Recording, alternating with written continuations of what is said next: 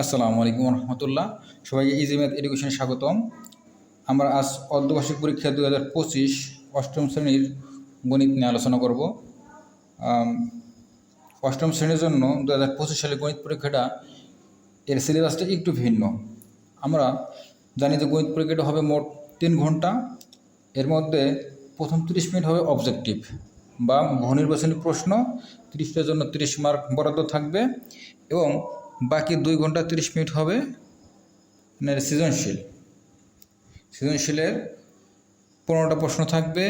এখান থেকে 10টার উত্তর করতে হবে সংক্ষিপ্ত, এবং সৃজনশীল থাকবে তোমাদের 8টা।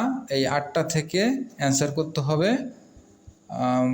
5টা প্রশ্ন উত্তর করতে হবে 4টে বিভাগে। আসো আমরা একটু আলোচনা করি, তাহলে আর বিষয়টা ক্লিয়ার হবে এবং অনেকে যারা জানো না তাদের কাছে পুরো বিষয়টা ক্লিয়ার হয়ে যাবে, যাদের পরীক্ষা দেওয়ার জন্য খুবই কার্যকরী ভূমিকা পালন করবে। আসলে অবজেক্টিভের মধ্যে যে বহু নির্বাচনী যে প্রশ্নগুলো থাকবে, বহু নির্বাচনী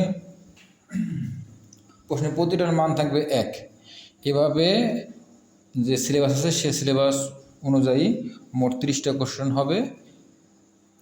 বীজগণিত থেকে থাকবে 10 থেকে 12টা, তারপরে পাটিগণিত থেকে থাকবে, জ্যামিতি থেকে থাকবে, এবং আর একটা পার্ট আছে সেটা হচ্ছে পরিসংখ্যান। এই পরিসংখ্যান থেকে অবজেক্টিভ কোশ্চেন থাকবে। মোট তোমাদের 30টা অবজেক্টিভ থাকবে বা বহু নির্বাচনী কোশ্চেন থাকবে। এই 30টা থেকে 30টাই অ্যান্সার করতে হবে এবং প্রতিটার মান হচ্ছে 1 করে। এবার আসো আমরা একটু সংক্ষিপ্ত এবং সৃজনশীল কোশ্চেন নিয়ে আলোচনা করি। এটার সময় থাকবে 2 ঘন্টা 30 মিনিট। অর্ধবার্ষিক পরীক্ষা 2025 অষ্টম শ্রেণী গণিত, সময় হচ্ছে 2 ঘন্টা 30 মিনিট এবং পূর্ণমান থাকবে 70 মার্ক। এখানে যেহেতু অবজেক্টিভ বহু নির্বাচনী প্রশ্নের মধ্যে 30 মার্ক গেছে, আর বাকি 70 মার্ক থাকবে এখানে। এবং সংক্ষিপ্ত প্রশ্নের উত্তর প্রতিটির মান থাকবে 2, অর্থাৎ 15টা কোশ্চেন থাকবে এখানে। এই 15টা কোশ্চেন থেকে 10টা প্রশ্নের উত্তর করতে হবে তোমাদের। 10 দুগুণে 20, এই 20 মার্ক এখানে থাকবে আমাদের। ঠিক একইভাবে এইটাও 4টা ভাগে, অর্থাৎ পাটিগণিত থেকে থাকবে, বীজগণিত থেকে থাকবে, জ্যামিতি অংশ থেকে এবং পরিসংখ্যান থেকে। এই 15টা কোশ্চেন তোমাদের হবে। এই 15টা কোশ্চেন থেকে তোমাদের 10টা প্রশ্নের উত্তর করতে হবে।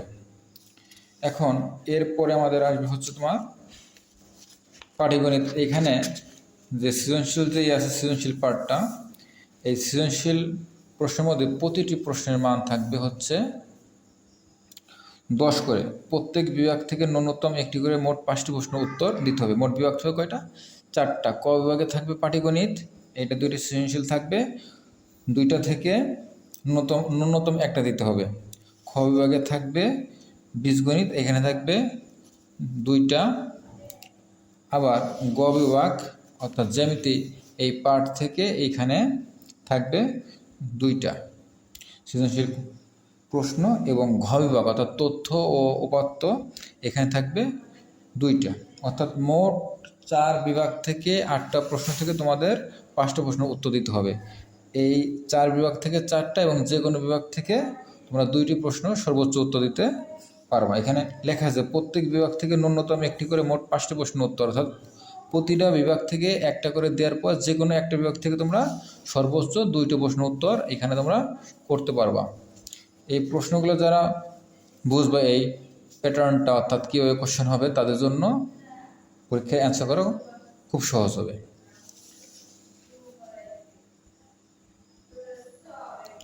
সবাইকে ধন্যবাদ আমার এই ভিডিওটা দেখার জন্য, এবং এই ধরনের আরও ভিডিও পাওয়ার জন্য আমার চ্যানেলকে লাইক এবং সাবস্ক্রাইব করো।